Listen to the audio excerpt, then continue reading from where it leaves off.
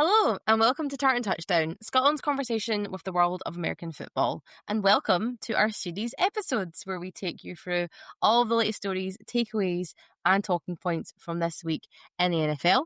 I'm Sarah. I am still absolutely buzzing over Jacksonville's big win over San Francisco. And today I'm joined by Dan, who's probably still trying to make sense of the 40-40 tie with Green Bay. How are you, Dan? Yeah, I mean, it feels weird to be buzzing from a tie. Do you know what I mean? But yeah, I mean, 40 for the biggest tie post-overtime in NFL history. I think it was the highest scoring tie anyway. Yeah, I mean, it could have been one for the Cowboys, but yeah, I mean, a tie is a tie. It's not the worst, but it's an improvement for us. It's an improvement. It's not a loss. So It's really, forward. And without CeeDee Lamb as well. Who ever knew that George Pickens could be a WR1? not me about 4 weeks ago. So there you go. The more you know. But I think week 4 really had everything this week. We had rookie quarterbacks making headlines, defenses putting on a show, big names going down with injuries, and only 2 unbeaten teams left standing. So grab your headset, because we're going to dive right into it so who's in panic mode, and even if the Eagles and Bills could really be our Super Bowl preview. But let's begin with the quarterbacks. So I guess in one of the shocks of week 4, okay, Jackson Dart leads the Giants to their first win of the season and also beats out the Chargers, who are favourites in the AFC, to a 21-18 win. And what? I mean, you said it. You said it last week. I'm going to say, was it a surprise? It was a surprise to me. No, to be fair, it was not a surprise. I'm glad that Brian Daboll is an avid listener or watcher of episodes, and he tuned in last night and listened to my advice. He knows what's best for him. It was the right decision. I said it last week in an impassionate speech as to a Giants fan who disagreed with me, which was really interesting with Gav last week. But it was an impassioned speech I made last week saying that the Giants needed to start Jackson Dart. They did. Was I expecting them to beat the Chargers? No. Was I expecting an improvement? Yes. It obviously improved because one of the big things, obviously, just quick look at his numbers, 15 from 20, 111 yards and 1 touchdown. Yeah. So it wasn't like a blow the water out performance, but what it was a steady performance. Yeah. I think what the biggest thing for the Giants was not necessarily Dart's numbers. I thought the Giants looked like they had belief. The players believed in their quarterback, and they believed that they could go and perform. And I think that's a massive thing from this. It doesn't matter who's throwing the ball for you. If your team or your offense around about you doesn't believe in you, you're not going to get anywhere. And that offense seemed to think we can do something with Jackson Dart at quarterback, and they did. It was a great win for them. Chargers are a good team. Herbert put up his usual performance, 41 throws, 200 odd yards, and got a touchdown, stuff like that. But the Giants just kind of were steady and done what they had to do. What I also think Jackson Dart brings to the Giants as well, as he's a dual threat quarterback. He can run with the ball as well. So he went for 54 yards and a touchdown on the ground, which gives the Giants a different dimension. I mean, that's the Russell Wilson we used to see that was a dual threat. That's not the Russell Wilson that they have now. Jameis Winston isn't that threat. So now the Giants have a legit dual threat quarterback. It changes the whole game plan, and it changes teams' scheme against them. I'm not now scheming against a pocket pass or scheming against a dual quarterback. It's going to be interesting going forward to see how teams match up against Jackson Dart now, because we see all the time with rookies that there's no game film on them in the NFL. Teams need to scheme against it, but they don't know what they're scheming against yet. And for the next couple of weeks, Giants will have that advantage until teams adapt to the game tape from these games. Yeah, I think it's really, I think it's amazing to see, because like pretty much every quarterback that's now coming up is going to be a dual threat, because they're learning they're watching the Lamar Jacksons of the world, they're watching the Josh Allens of the world, and they're going, this is how I win a game, because I have to move my feet. I cannot just stand in that pocket and think that my offensive line is going to protect me. And we'll come on to what exactly that happened to one of those aforementioned quarterbacks in a minute. But I was really impressed with him. That rushing touchdown he did was, he just saw that open and he just went for it through come hell or high water. He was running. That's difficult, because Russell Wilson was getting battered the past couple of weeks on that Giants defensive line. So he just went, I can see that opportunity and I'm going to take it. And that Chargers defense isn't easy either. I think he was excellent. It was a great performance. Yeah, we will see how it continues to work for the Giants. Yeah, I think the big problem he's going to have is no Malik Neighbours for the rest of the season. He's now done his ACL. He's out for the season. So suddenly the Giants take one step forward. Right, we've got a QB that can maybe do something. Suddenly 2 steps back because they're now not get Malik Neighbours. So it's going to be interesting to see how he adapts to that. going forward, there's a couple of options there. Who's going to be the WR1 for the Giants? Who's going to step up and be that number one receiver that's going to get them the big catches and the big plays? On the ground game, I think they're fine. That itself, Scatterbo again was very impressive again. So he's got an established run game there. He's got Singletary, he's got Tracy when he's not injured. So they've got the established run game that will allow them to he's not going to have to pass the game. He's not going to have to win the game through the air for them. Next week will be interesting at the Saints. Who didn't look bad this week. The Saints, the first half, I'll come on to how that maybe have happened later on, but the Saints looked like a functional American football team for at least the first half against the Bills. So it's going to be interesting next week. As I said on the pod last week, this week was a free hit for Bart if he started.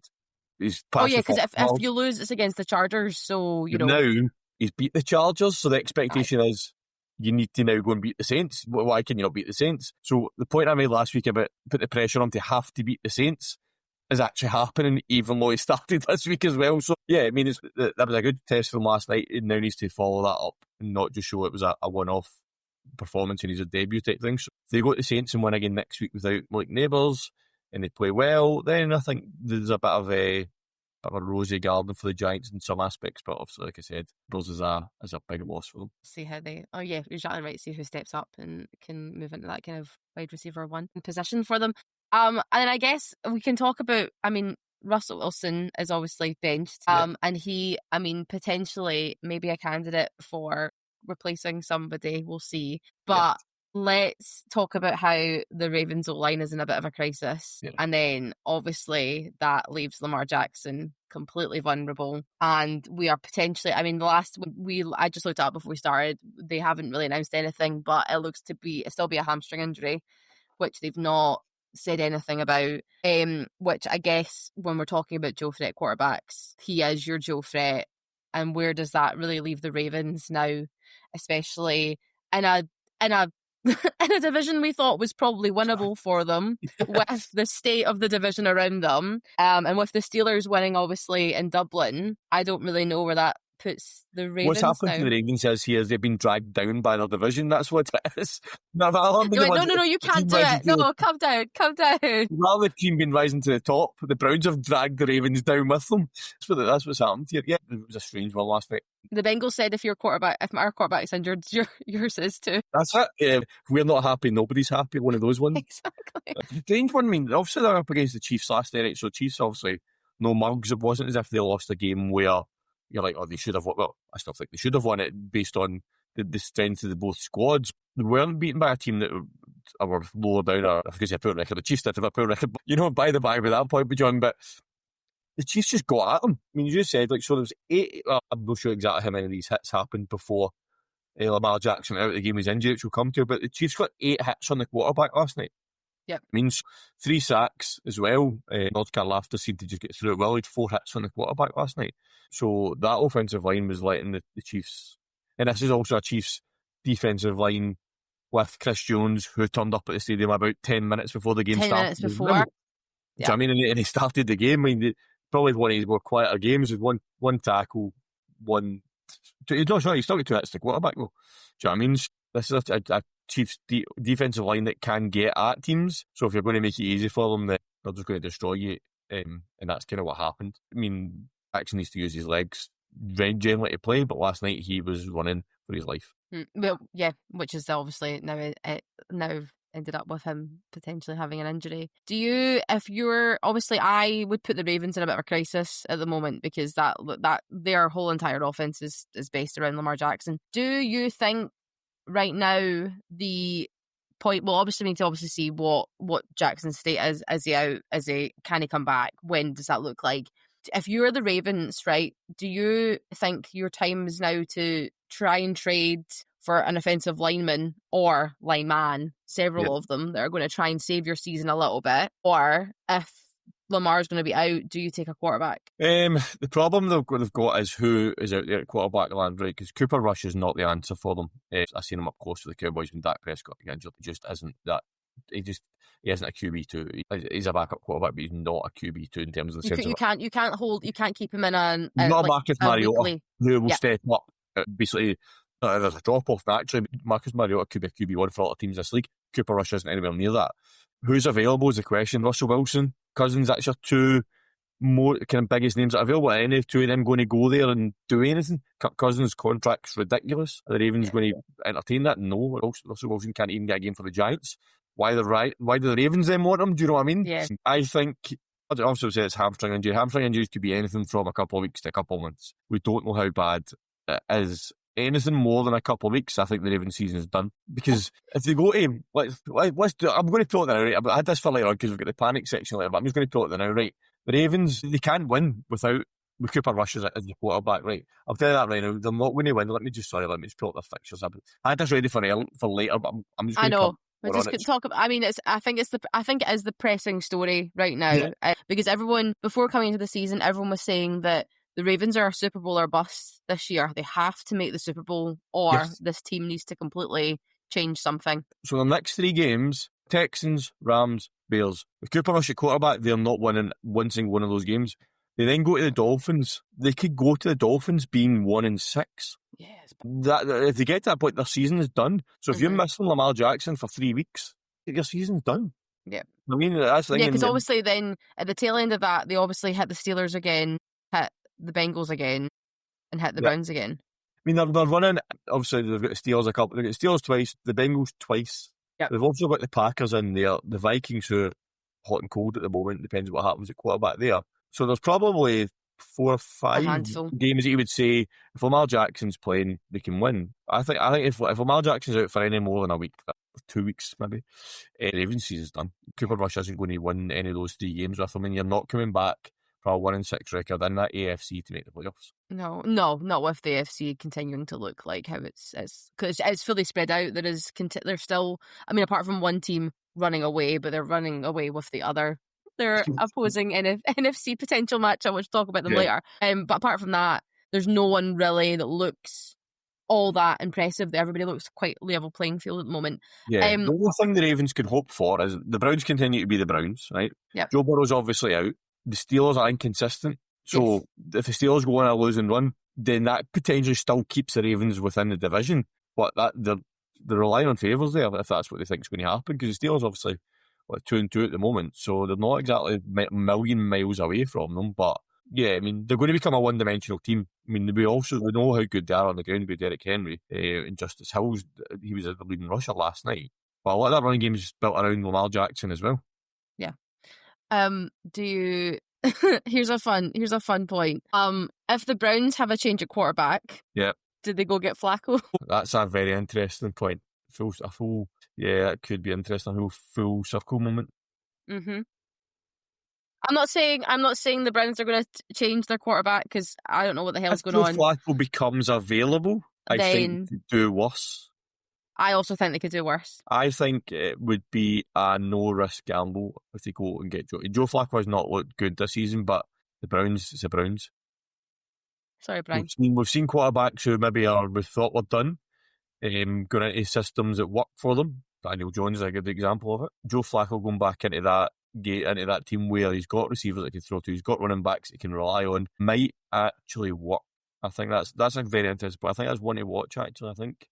Yeah, you've now got me very intrigued by that thought of Flacco going to the Ravens if the Browns change up, which we'll come to later on. But yeah, that's an intriguing point. I like that one. Let's keep an eye on that. We'll see what they do, and we'll see what the Browns do in London, I guess, this week. And that'll tell you all you need to know. Okay, and then Dan, I'll let you shout out and speaking of quarterback, QB2s, you can shout out your man. This is a quarterback that I watched in college 2 years ago, and I absolutely loved him on the show. It's Michael Penix. He came in last year, a couple of games, looked okay. Last night, that Falcons offense just clicked. He went for 313 yards, 2 touchdowns.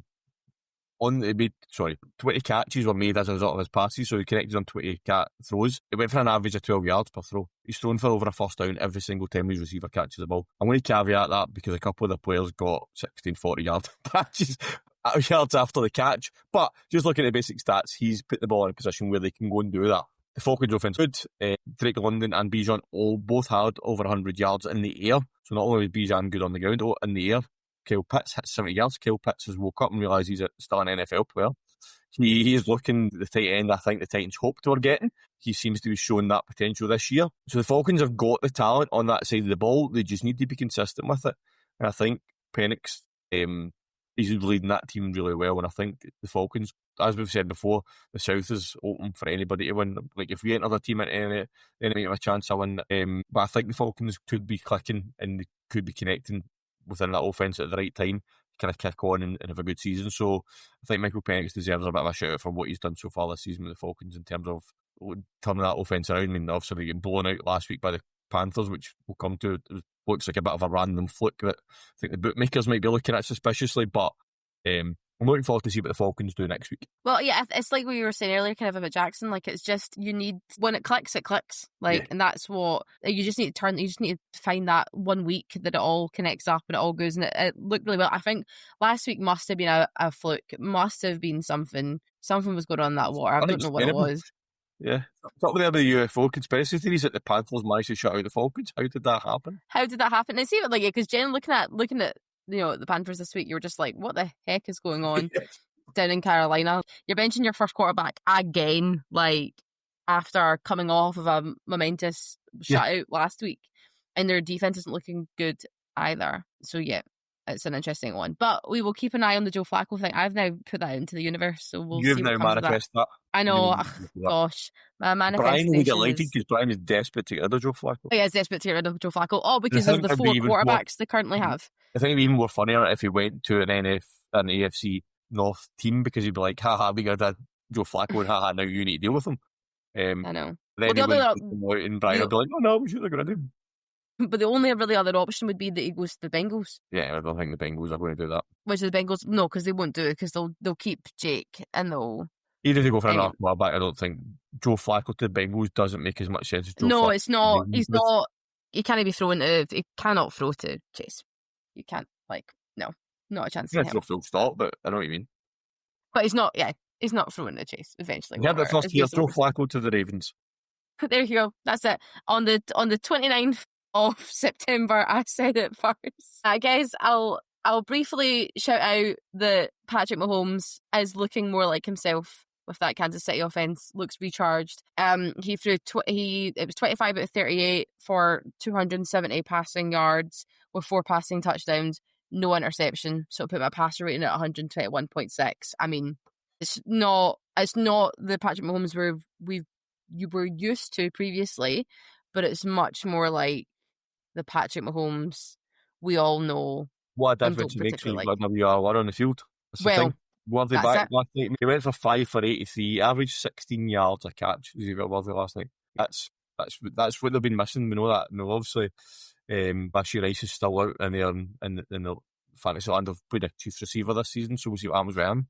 But if they get Worthy back up to speed very quickly, last night it showed that he doesn't look as if he's missed a beat, then that could be a massive turning point for the Chiefs. And then, like I say, it was against the Ravens as well, so it wasn't as if it put those numbers up with a good performance against an average team. Ravens defence as well. Especially the secondary. The Ravens secondary is very aggressive. Probably one of the best secondaries in the league, and they didn't really manage to stop the Chiefs as much as they would have hoped. Well, let's talk about somebody who did manage to stop an offense. Let's go talk about defenses. So, week 4 wasn't just all about the quarterbacks. Defenses had their say too, and it felt like really defenses were reminding us they can still win games on their own. I'm going to start off by saying who would have seen this coming, because I didn't at the start of this season, but the Jacksonville Jaguars went to the Bay and did it. We've never won a game in San Francisco in the entire time of our franchise. So I am blown away by this. So we had 4 takeaways, which included 2 interceptions, 1 forced fumble, and a fumble recovery. Those 2 interceptions were both done by Devin Lloyd, who is having the absolute season of his life. Like, I have no idea where this has come from. Obviously, we had Armstead, who was a former Niner. He had the sack, which then became a strip sack, which then was picked up by Aluakon. And then, because we had those turnovers, the 4 takeaways we had ended up in 17 points, which is, we're proving the point. Like, if you get a takeaway, you then have to score with the takeaway. That is the key point. You need to take advantage of takeaways. There's no point forcing turnover and then putting a field goal after on or going 4 out. That you need to force these turnovers and make them count, in which the Jags clearly done last night. Yep. And then we obviously only allowed them to get 21 points. They're like, the 49ers offense, the 49ers are shaken up. They are injury prone. There are injuries all over the shop. But the second half, they came back and they did look like they were all a bit more clicking. And obviously, you have to take into consideration, Purdy's been out, obviously, for the past couple of weeks of an injury. So he's getting back into the system. So, but it's not like we didn't just go, oh, okay, that's fine. Because I think one of the key stats is that he's kept Christian McCaffrey 49 yards. Yeah. And that's even more impressive when he touched the ball 17 times. So he had an average of 2.9 yards per carry. But I was going to say not many teams can stop him, but this season he's still not got a rushing touchdown, which seems crazy to think in week 4. But yeah, that would have been a massive part of your game, is stopping him running. The fact that he was actually their best receiver last night with 92 yards, but you stopped him on the ground, which is a key part of that 49ers game plan when they don't have a wide receiver room at the moment. As we've got Christian McCaffrey, it's fine. Keeping with 49 yards on the ground is a massive, massive step forward, a massive platform to build on to stop the 49ers from winning. Yep. And then I guess the overall arching thing is that for us right now, so for the past 4 weeks, we have had 13 takeaways, which is the most in the NFL right now, and we've taken 41 points off of those takeaways. That's a key stat. And that's wild to me. That's more 13 takeaways is more we've had in 4 weeks than we had the entirety of the 2024 season. And obviously everyone's talking about Liam Cohen obviously coming in, and like the offense, do not get me wrong, the offense still looks shaky at some points. We do currently not have a passing game. The passing game is not currently there. Mm-hmm. But that running game with ETN is wild. You lost last night, 24 yards on 19 carries. Stupid numbers, absolute stupid numbers. He's not been like, can I chat about the season, was he going to be RB1? I mean, there was chat of Tank Bigsby before he moved on. They've obviously got Tutu there as well. But ETN kind of stamped his foot last night, went, no, I'll be one here, nobody else. I mean, that was a phenomenal performance last night. So, a very, very happy Jacksonville fan. I also just like Liam Cohen seems to fight for his cause a little bit. Obviously, there was all that scuffle at the end of the Salah. Yeah, I mean, like I read that sentence earlier on. It was like he basically was like, keep my name out of your mouth, Will Smith. He went all Will Smith on Robert Salah. He did. Yeah. But then I did read it like it was like heated exchange. I'm like, I wouldn't really call that heated exchange. I mean, I kind of read a bit about it at the start of the week where Robert Salah was saying that the Jags legally steal signs and stuff like that. You're just like, why say that? Every team in the NFL scouts and will look at things to kind of get reads and get. I mean, it's not like in baseball where teams are filming teams and picking up picture signs. That's completely different. Calling audibles are on the field, which are clear to see in the kind of cadences and stuff like that. There's nothing wrong with that. It's just part of the game. It's just the tactics of the game. If you're that worried about it, then change it. I mean, if you're that, change up what your quarterbacks are shouting. Like, it's not that. Change up the name of your audibles or whatever. Yeah, I mean, I think it was, I don't know why Salah came out with it. It's something you would think kind of gave him a bit of fire. I feel like his Cohen, like you said, after the game was not happy at all about it. He went looking for Salah. It wasn't just he came across each other. He did go looking for him. Like you said, that's what the Jags need. They need a leader. They need someone that the players are going to look at and go, I mean, he's sticking up for us. He's got our back. I think it's something the Jags have probably missed recently, that kind of bit of fire, a bit of attitude, a bit of, obviously in the old Scottish, a bit of garrulousness about their head coach that's like, that'll be a minute. You're not going to mess with us. This is our team. I'm protective of my team. And I think that's something the Jags needed in terms of that direction. And you can see that the players are buying into it. Well, yeah, because you can totally tell, like, if you watch any of the post-game locker room, you can see that he has that locker room on his side. Like, they're listening to every single word he says. And then even in our week 2 loss to the Bengals, we posted the post-game locker room chat on a loss. I have never in my life seen a team do that, and I'm like, this is wild to me. But obviously they're doing it for a reason, because they want to prove the point of, even if you lose, it's how you come back from the loss. It's also the optics as well. It's also the optics of, like, we're showing that despite us losing, everybody's buying into what the head coach is trying to do, and look, this is it. This is us showing you that, so that, and it kind of, in a way, it's very proactive in terms of new head coach comes in, team maybe not sure, like you mentioned, no passing game, start losing some games. That kind of chatter starts about, does the team not trust them? Do the team know? So you're basically killing that by putting this out. Even we lose, players are bought into what you're saying, and we're showing you that. And it kind of takes that away, which I think is very clever from the Jags to do that sort of thing. Yeah. I just think it's just all clicking. I just want the passing game to be a bit better. And even I mean, I need to also, I've seen a lot of chatter obviously about Trevor, as there always is with the Jags. But listen, he had no interceptions, he had no turnovers, so I'll take it because Clean game, that's what you need. You just need a clean game. just need a little clean game. And I'll be interested. We unfortunately don't play the Colts until the 7th of December. So there is a long time before that happens. If they both keep playing as they're playing, that will be an interesting run for the AFC South, which no one thought anyone would want to win that. Exactly. We've actually got an AFC championship race on. Next 3 games are big for you though. Seahawks, Rams. Yep. If you can get 2 out of the 3 wins out of that, then we're laughing. Position. I think you'll be in a great position to get 2. Because after that, you then get the Raiders and the Texans. We don't know what Texans are going to turn up. But yeah, if you can win 2 of your next 3 games, then I think you're in a good position. And are we now a top 5 defence? Fantasy has us as number 3, so we'll see what happens tonight, and that may move to number 1.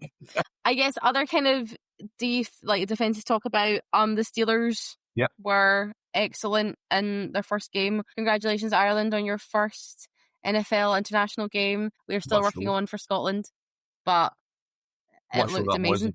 And a phenomenal show over Ireland. But no, there's a lot of people in the country have really manifested that to make it happen. Mike McQuaid's been massive in pushing that over there in Ireland, so big shout out to him and all the guys over there that have basically pushed for this, and they put on a phenomenal show, and it looks like the players and the fans all loved it. But on the game itself, Steelers defence, like you said, we know the Steelers have got a good defence. Mike Tomlin's always got a good defence. I mean, that's never up for debate, but they were very good against the Vikings. Carson Wentz was sacked 6 times by 5 different players. So that's a start and a half at your offensive line. They're spreading the sacks out across the whole defence. And that offensive line of the Vikings just looks shell-shocked. Wentz is getting no protection at all. So, yeah, I mean, 6 sacks, 10 tackles for a loss by that defence as well, and numerous pass breakups at key points. Their defence across the whole defence, they all stood up. I know there was one specific DB you wanted to chat about. Oh, yeah, Deshaun Elliott was absolutely incredible. I seemed to, fall in love with, safeties. It's such a weird thing. But obviously, he had an interception in the first half on a pass that was tipped by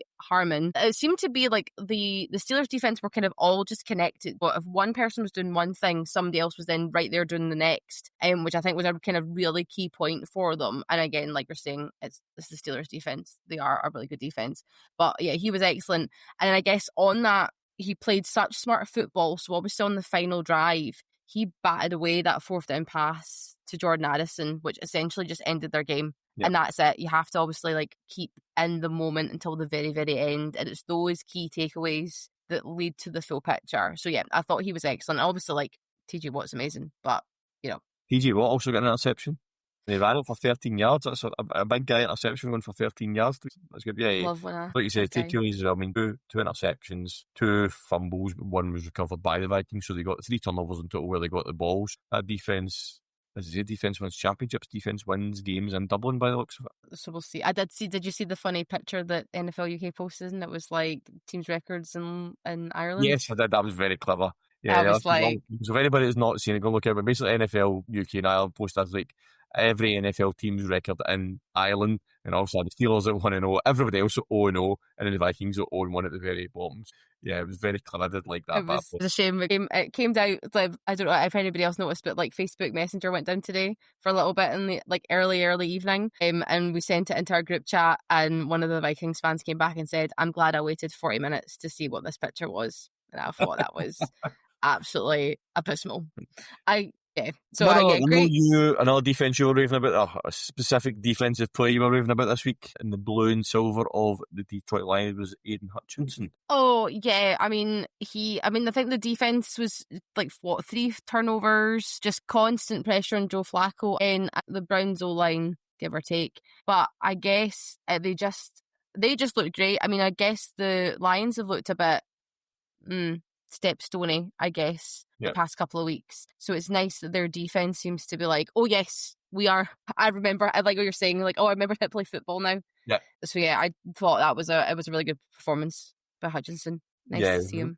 Two sacks and also 4 QB hits, including those 2 sacks. I mean, so a great performance by him. But yeah, interesting to see how the Lions, like you said, they've kind of been hit and miss this season. They are 3-1 though. They are 3-1.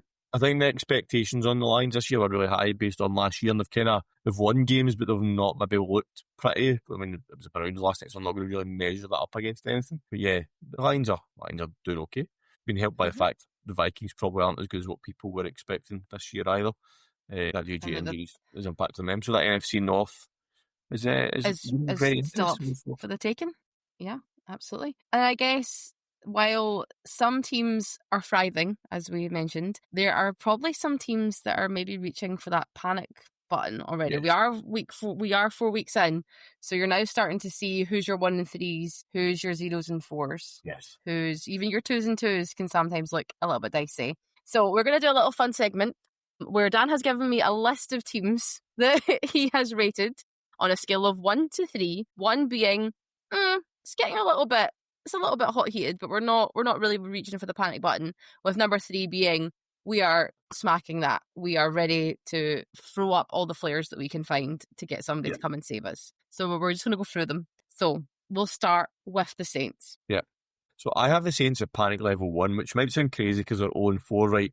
But the Saints season was written off before it even started. So they've not really changed where they're not where they're wherever they expected them to be. So it's like, well, they're not at panic stations 3 because this is where we expected them to be. Do you know what I mean? So they look, like we mentioned earlier on, they looked okay against the Bills for a period of time. Was that the Bills just in second gear? Or was it the Saints actually holding them? Come to that every second when we get to the Bills. But yeah, panic level 1 for the Saints because that is what it is with the Saints, you know what I mean? Yeah. Somebody who's probably not a panic level 1, the Titans. Yeah, so the Titans, I've got panic level 2 for the Titans because, yes, they've got a new quarterback, right? So that gives them a little bit of grace. But I think people were expecting to see a bit of a step forward from the Titans this year, and it's not really happened because they are still 0-4. I am giving them that grace of having a panic level 2 based on the fact that as a new quarterback and all that, but they were expected to be doing probably more than they have been so far. Yeah. And where would you put the Dolphins? I said this before we came on. The Dolphins have their whole own category in this segment. The Dolphins are in panic mode overdrive. I mean, they can't even give them a rating. So, yeah, the Dolphins they have won a game, which I still don't know how, but the Dolphins are in major firefighting mode. They play the Jets tonight. I don't think the result of that game necessarily will determine what happens with Mike McDaniel, but I'm going to give myself a pat on the back here, and I said that if he gets to week number 5, which is against the Panthers, and if they lose to the Panthers, he will lose his job, and I still think that is the case. I don't think they pull the trigger tonight if they lose to the Jets, but it'll be another kind of nail in the coffin of like, yeah, he's going, but we've got the Panthers next. Surely we can't lose to the Panthers. If he does, he's gone. He's gone. I guess let's talk about their rivals then. Where would you put the Jets? The Jets, so the Jets is a funny one. So the Jets, obviously, that injury to Justin Fields hasn't helped them. They're 1-3. I'm going to put them at panic level 1 at the moment because, again, it's a team in transition with new head coach, new quarterback. It's a quarterback that the style of player they're not used to. They've not had a Justin Fields type quarterback. It's been Aaron Rodgers. We've seen Sam Darnold there. We've seen all pocket passers. So I'm putting them at panic level 1 at the moment, but I know the New York sports media will have them at panic level 3 because of the New York sports media. They just New York everything, don't they? And just turn it up by 1,000 digits. Where would you put the Texans even after their win against the Titans? The Texans I've got at panic mode 2. Panic level 2 at the moment, but that's only because they won last night. But that win was against the Titans, so it doesn't get them out of that. Until last night, it was panic mode 3. Texans starting the season 0-3 was unfathomable, I think, for anybody in the league to think that the Texans are going to go that. Don't worry, the other reason why I put them at 2, not 3, because that win against the Titans really should just be scrubbed and not included in this. They've got the Ravens, who we've already discussed in great detail tonight about their situation, Seahawks and the 49ers, who I think the Texans, those games are winnable. For the Texans, I'm not going to predict that they will win them, but they are winnable games, which will put them to 4-3. So if they had a tougher run coming up, I'd be like, no, still panic mode 3. But I think that win last night, it gets them that 0 off the board, and they've got 3 games come up that they could potentially win, assuming Lamar Jackson doesn't play for the Ravens next week. I mean, and even if that puts them at 4-3, like the likelihood is, if you look at I know the Colts' schedule's a bit easier, but if you look at the Colts and look at the Jaguars' schedule, that is a likely still we could be first place in the AFC South for 4-3 because it's so flip flopped in that kind of division. So I mean, that could be anything. Okay, well, you mentioned them. You mentioned them talking obviously about the Dolphins, but how would you rate the Panthers? So Panthers, I have 100% got in panic mode 3. Yeah. Well, people are probably thinking, well, the Panthers were everybody expected them to be. Yeah, they probably are. There has been some promising signs from Ted McMillan. He does look like a really good receiver for them. But in very average, Pat's team just stomped all over them last night. It wasn't even close. So I don't think it's a surprise where they are, but I think it's panic mode, panic station 3 for them. Canales is now 6-15 as head coach over at the time that he's been there. Is it time for a change in Carolina? That's something that I think the owners are probably really considering at the moment. And where would you put the Raiders on your panic scale? So the Raiders, I think the Raiders came into this season with a decent bit of expectation. I know they're in a really tough division. I don't think they were ever in any danger of upsetting the division in terms of getting there, but I think bringing Geno Smith in, who's decent enough quarterback, he's got good players around about him. But as I think I said to you before the game, if they thought that Geno Smith was the answer, based on like last night, I'm not sure what the question was. He went 14 for 117, 2 touchdowns, but 3 interceptions last night, and the interceptions were bad. The only shining light for the Raiders is that Ashton Jeanty had a breakout game last night. He showed us what he can do, a couple of great runs, getting into the end zone as well, but he can't win them games on their own. Geno Smith really needs to. I mean, we've seen Geno Smith at the Seahawks. He's a serviceable quarterback. You can know he can do a job, but yeah, the Geno Smith that we've seen last night is taking the Raiders absolutely nowhere. Yeah, and I guess the other saving grace to the Raiders is Max Crosby, but again, he can't. Yeah. He can't do it on his own. Yeah, he can't. I mean, he had an interception last night as well. It was an interception, a fumble recovery, but he definitely picked up a turnover last night as well. So, yeah, again, you can't rely on Max Crosby and Ashton Jeanty to win you games. You can't rely two players, of a massive roster. I mean, I looked at this stat earlier on. I've completely forgot. Give me a second. There was something I was going to say about the Raiders. Let me just pull this back up. Where are the Raiders on my notes?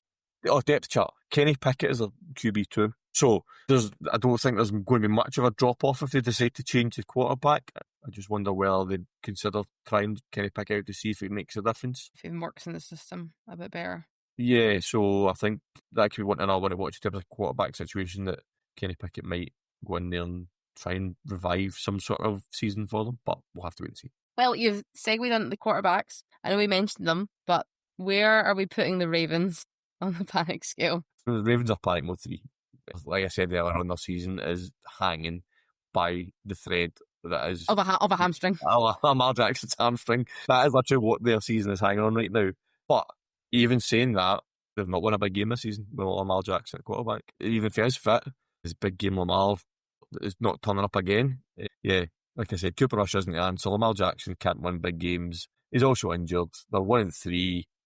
Panic Station's 3 for the Ravens. Maybe Joe Flacco is the answer. But I guess finally, where would you put the Browns on the scale? The Browns is an interesting one, because I don't think anyone was expecting much of the Browns. I did say at the start of the season I thought the Browns had the better weapons than the Steelers. I still think they have got the better weapons.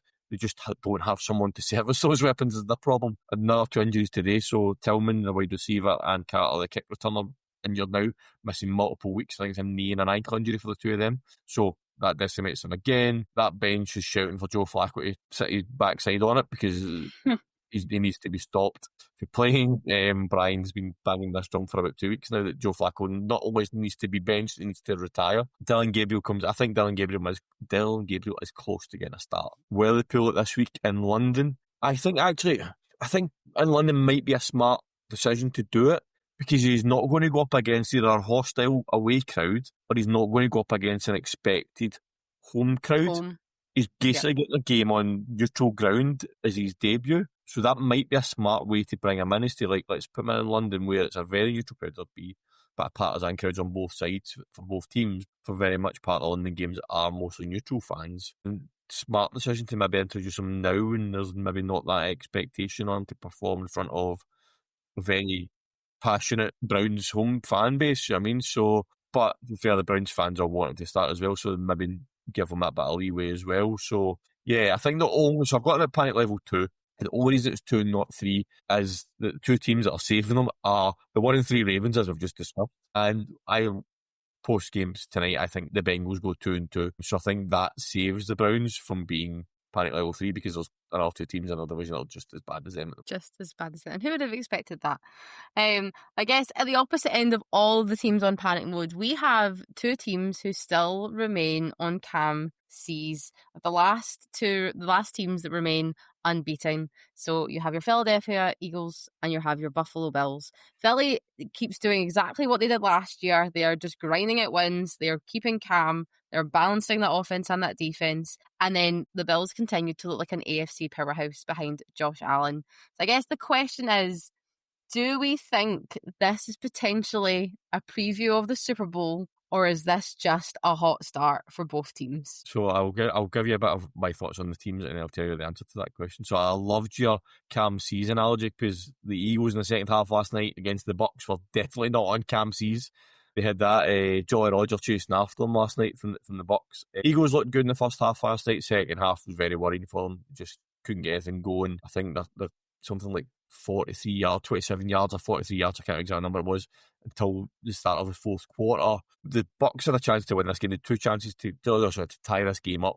One of them was Baker Mayfield threw a terrible pass which was tipped and intercepted in the end zone. But even then they got the ball back because the Eagles went 4-0 out. But they end up not getting the conversion on fourth down, which the Eagles won the game, where the good old-fashioned punter runs through at the end zone to waste time on the clock and take a safety, win the game. Like you said, they are doing the same as last year. They're just doing enough. But I think this season it will catch up with them at some point. I don't think they can keep doing it. Last year when they were doing it, they were doing enough, but they didn't necessarily look in a lot of danger in games. Last night, the Bucs really had them on the rope that second half. But the thing is, between now to the bye week's week 9, I think they'll still go undefeated right up to the bye week. But then, post-bye week, they have the Packers. That's a real challenge for them. But not only that, they got the Packers, then the Lions, and then the Cowboys. But if they get to that point and they're 9 or probably 8-0 at that point because of the bye week, then they're laughing at that point. If they lose those 3 games, they're still 8-3. It's not a massive travesty for them.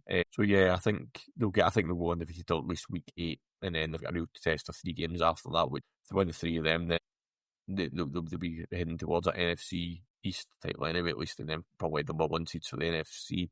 The Bills, I mentioned them earlier on in terms of the Saints. I don't think the Bills got out of second gear. I think the Saints made it look close. I think the Saints I thought the Saints almost took the lead at one point, but I think it was pulled back. I think there was a flag for holding. I can't remember what it was, but the Saints scored a touchdown, would have put them ahead, but it got pulled back for a penalty. Yeah, I think the Saints thought they were in a game, but the Bills just stepped up. They just thought, if I finish playing with you now, we'll step up, and then comfortably went and won the game. That's next for them, another win. Then it goes to the Falcons, which we spoke about earlier on. The Falcons, I think the Falcons against the Bills will be an interesting matchup. And then after, Chiefs in week 9 becomes their next big test. Get past that Falcons team in 2 weeks' time and they'll go to Kansas 8-0. But then after that, the next big test is the Eagles in week 17. So, that back end of the season for them, I'm not say it's easy, but every game's a game that they should be winning. So, beat the Chiefs in week 9. They'll be going to the Eagles potentially 15-0. 15-0, which, but then does it become the Bills that can't get out of the playoffs again because they come up against teams that can play. Yeah, it is, but I don't know, the Bills just seem to, I don't know what it is with them, they just can't seem to, like you say, get over that line. But at the start of the season, I said that it would be a Bengals and Vikings Super Bowl. I jinxed the quarterbacks, made a bit of a fool of myself with that prediction, but I'll try to be looking out of the box thinking, come on, give us something different, give us something exciting, because a Vikings with JJ McCarthy and Joe Burrow led like Bengals sort of. Oh, wouldn't have been amazing. They didn't expect to be watched, right? It's not happening. So I don't see the Eagles getting to Santa Clara. I just don't know. I don't know who does. I just don't think it's Eagles. If I had to pick another team, maybe say the Packers. Probably a good position to get there. I don't think the Eagles make it. The Bills, can't see anybody stop them. Really can't. Unless the Chiefs step up and become the Chiefs that we know, I don't think there's anybody else in that AFC that can stop the Bills. No. And like I said earlier, I think the Ravens season's pretty much done, so I don't see them being in the playoffs against the Bills. Yep. I guess your only really contenders left after that is obviously the Chiefs, what you said. Obviously, you've got the Chargers, who are still playing. They bet the Chiefs, which is something that Josh Allen struggles to do. Yep. You've got the Colts, who are playing well, but in a weaker schedule. So you have to kind of obviously take that with a pinch of salt. Then you've got the Jags, which will obviously come down to how they can play against the Chiefs on Monday. Well, next Monday. Sorry, not Monday. And then really after that, you've got a lot of like that kind of we're good teams, but do we beat other good teams? Yeah, apologies to Steelers fans that are listening. Watch, I forgot your 3-1. Sorry. 2-2. Steelers are 3-1. I said they were 2-2 earlier on the 3-1. They're 3-1. Again, those teams, the Chargers could be off the Giants last night. Not taking anything away from the Giants, but if you can't beat the Giants, you can expect to beat the Bills. Yeah, those teams they'll come up against those teams in the playoffs. But if you look at that AFC, every team plays their best game. The Bills come out on top in every game, I think. The Ravens are the only team that could potentially have disrupted that, but I'm writing the Ravens off at the moment. So for everybody that's left, I even think now it's a mentality thing with the Chiefs and Josh Allen, but if you put both those teams head to head and they both play their best possible game, I still think the Bills come out on top. So yeah, I think the Bills may as well book your tickets to Santa Clara now, and everybody else may as well book their tickets to Cabo, because that's where they'll be going. But yeah, so the Bills, yes, Super Bowl. The Eagles, I don't think so. So I don't think it is a rehearsal to the Super Bowl. What about yourself? What do you think? I don't know. I could see it happening. I don't know if the Bills will get there. I think I really rate Josh Allen as a quarterback. I think he's impeccable. I think he's so good. But they always find a way to lose in those playoffs. I don't know what it is, but they always, even at home, they always find a way to lose, even when they are the top. And I could just see that happening again. And I think I agree with you on the Eagles. I think there comes to a point where just winning is not enough, and it will come to a head at some point. Now, you are right, though, they could get all the way to 8-0 and then lose 3 games and stuff like, well, we're 8-3, so it's all right. And who's really their competition? So I still think the Eagles are going to get to the playoffs. Yeah, 100% for that, yeah. It's just what the playoffs do for them. But I guess when they come back in week 17 when they play each other, and that'll give you the answer. We will be here. We will rewind. We'll rewind to this segment. The AFC Championship game, the NFC Championship game with the Eagles and the Bills win. We said it wouldn't happen. But here we are. But I guess, to be fair, so you're going to suggest that in week 17, when they play each other in the regular season, you said the Bills and the Eagles play each other, you're going for the Bills to win? Yes. Yeah. And is that in Buffalo? Question. Give me 2 seconds and I will tell you.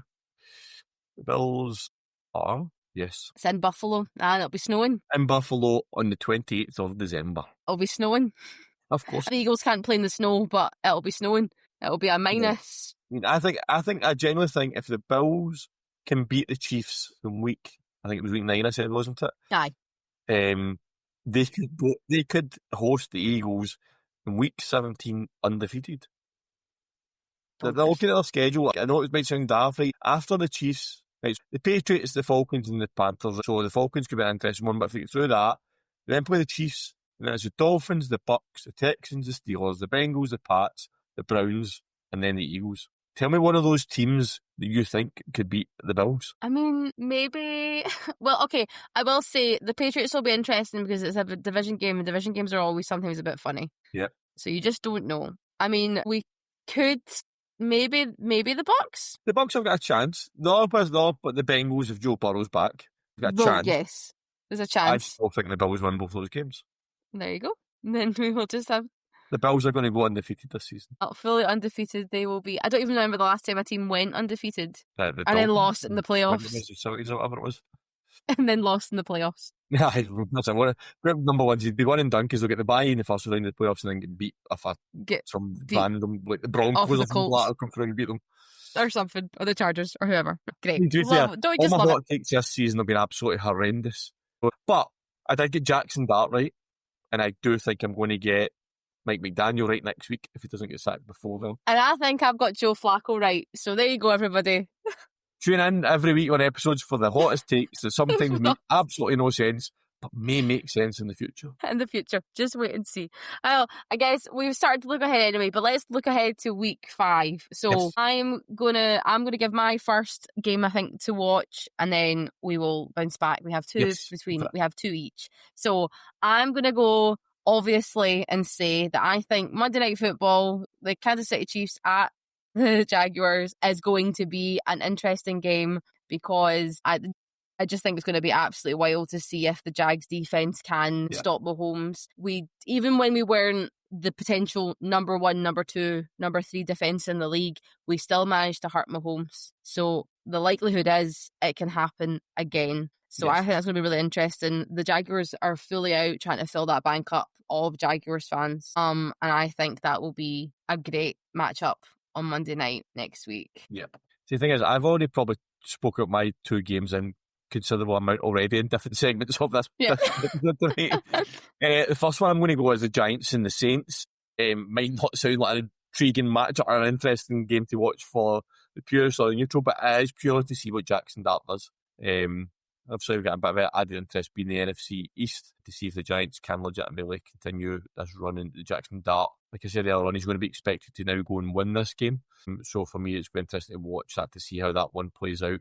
I don't think the Saints against the Bills was much. I don't think the Saints are an improved team. So the Giants, in theory, should win this. But interested to see how Jackson Dart deals with that pressure of being expected to win after basically having that free hit against the Chargers. Might not be a great game for the purists or the neutral, but from a storyline point of view, Jackson Dart's going to be really interesting to watch. Yeah, I think that'll be interesting. I seem to be picking all the main games because my second pick is going to be Thursday night football, which is the 49ers at the Rams, which I think is going to be an interesting one. It's the NFC West continuing. Both teams are sitting at 3-1 right now.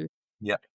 So I think this week's kind of bit shook the 49ers a little bit, because they were the favourites going into that game. So I think they need to obviously try and get a bounce back. And obviously the Rams had a great win against the Colts last night. I thought that was really impressive from them because that was a back and forth. The Colts who hadn't punted the entire season and they managed to stop them. I thought Puka Nacua was excellent. Absolutely ridiculous. I thought Matthew Stafford looked excellent. There was one pass that Stafford threw to Nacua right down and was within the 10-yard line, and it just how did he come up with it? When he put the ball in, there's only one position he could put that ball, Nacua could catch it, and he literally put it in his hands. It was a ridiculous throw and catch. Yeah, and then I guess the other thing to think about is it's a short week road game for the 49ers, and I know they're only travelling to LA. It's not exactly they're travelling miles away, but back-to-back home games to the Rams. So I think it's in the Rams' hands to win it. But it'll be interesting. And I've not picked this next game. I'm just going to reference this based on your point. I've not picked this as my game. In the NFC West, there's 3-1 teams. The Seahawks are 3-1 as well. The Seahawks host the Bucks as well. So in theory, that's a really tough game for the Seahawks. Whoever wins that Thursday night football game could potentially lead the division by a game based on the Seahawks don't manage to beat the Bucks. Yeah, so and a game potentially, and I have that game advantage over the person that's going to be second in that division, which is key for them there. So the other game I've picked again is a game I've mentioned for different reasons is the Dolphins at the Panthers. So yeah, that's I just want to see him sacked. I think that could be the last game for either of those head coaches. Mentioned it earlier, I think the Panthers are potentially looking at changing up there. Dolphins really need to be looking at it. So if Mike McDaniel survives the Jets tonight, survives it, I feel that the loser of that game next weekend will be looking for a new head coach. And that's purely the only reason I've picked that game is because it's massive implications for both franchises, not just based on the result of the game. It is literally it's going to result in, I think, a new head coach for either team, which is going to be massive for those two teams. Yeah, absolutely. Well, week 4, who would have thought it? What a great week. I know, it feels like as we're getting closer to that Super Bowl, it seems that everything's just kicking up a gear. So it's always a good thing to see. Yes. A whole variety of teams on 1 and 3, kicking about the 2 and 2 mark. So it's always great to see. So thank you everyone for listening. Thank you, Dan, for joining me this evening. I just want to say one last thing before we wrap up, Sarah. We talked about undefeated teams. One undefeated team that we've not talked about this weekend was the GB women's flag team, who went to the Euros, were undefeated, and were back-to-back champions. So congratulations to the GB women's flag team for retaining their European crown. Some phenomenal performances, and defence really does win championships, as we've seen in that final. Went to overtime, went to a 2-point conversion for Austria, who they went for, and Marta Matthews came up with a massive pass back down to win the title for the women. So congratulations to them. And the men, they finished 4th in their bracket, so it'll be a great performance for them. A team that we spent a lot of time with over the summer, me and Gav down at the camp. great to see them getting a result, and that means that both teams have now qualified for the World Championships next season. Congratulations to both teams, all the players, coaches, and all the staff involved with the programmes. Yeah, it was absolutely amazing. I said this to we have a group chat with some of the girls in the women's Team GB squad, and I messaged them to say the noise that left my mouth on that bat down pass was absolutely wild. I think I woke half my street up, and it was at like 4:00 in the afternoon. It wasn't even that late. Yeah, I mean, throughout the whole tournament, there was some very like nervy moments from both teams. I mean, the men won it with a pick six in the quarterfinals, pick six to seal the game. The women were down. The Austria, that first half, Austria really had them on the ropes, and then they come back in that second half. But unbelievable performance. Like, I don't think I've ever felt as nervous watching flag football as I did over this weekend. It was crazy. I mean, it just like that final was up there with any game of American football you'll see this year in terms of drama, comebacks, performances, plays, catches, interceptions, backdowns. It had absolutely everything. Probably one of the best games of American football at any level and at any discipline that you'll see this season. Absolutely. Yeah, so big congratulations to them. It was an incredible win for the women, and obviously the men getting fourth was absolutely incredible considering the fact where they had been previously. So yeah, big massive shout out to all of them, and we are very, very proud to have you guys representing us. And Dan, do you want to tell the nice people where we will be this weekend? Oh yes, this weekend we are at Meggetland in Edinburgh. Scotland under 19s are playing against SGS Pride. It's part of the BAF under 19 regional series. There's been a lot of they've had to make a couple of changes at the last minute in terms of the opponent. It was meant to be Team Midland. It's now SGS, who are kind of what you would class as the elite academy in the UK before the NFL Academy became a thing. So they're coming up to play against Scotland in Edinburgh on Sunday. We will be there doing the PA, being the game day hosts, as Gav has that's the label he's given us, and we'll be doing a lot of social media content. So keep an eye on our socials and also on the BAFA socials and Team Scotland socials over the weekend. So for that game, Meggetland on Sunday, kick-off 12 o'clock, doors open at 10:30, so make sure you get your tickets. Under 16s get in for free, so bring the kids along. Adults, 16 and overs, £7.50. Last year they had a phenomenal crowd. I think they had a crowd of about 400 last year at the game that we covered. Great atmosphere. We'll be there doing other things, so get along, support Scotland under 19s, and we will post the link to the tickets on our socials over the next day or so make sure you get along. Exactly. So yeah, looking forward to that. I think the weather's going to be meh. So it's okay. I'm going to be up at the back of the stand with a microphone in my hand, keeping nice and dry. It'll be me running about with the umbrella. Great. If it starts raining, you can find me running about with my little camera, my phone, and my umbrella. But yeah, it's busy weeks, a couple of weeks for us. So thank you to everybody for your continued support. Be sure to follow us on all social media. You can find us at Tartan Touchdown. And for that, we will say goodbye.